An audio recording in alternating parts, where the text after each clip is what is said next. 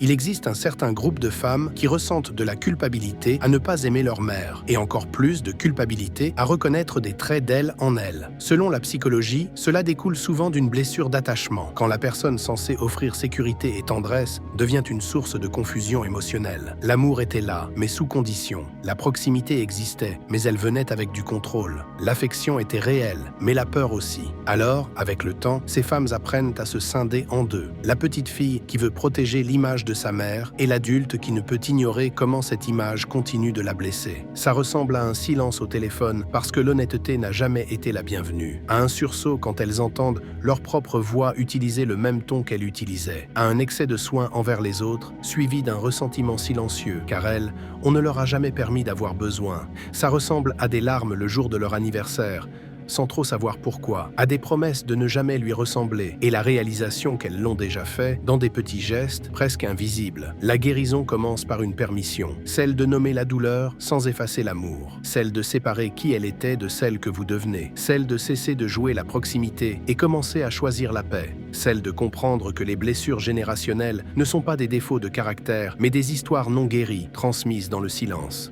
Nous faisons de la place pour toutes les filles qui portent une culpabilité invisible, un deuil discret et le courage de briser les schémas avec douceur.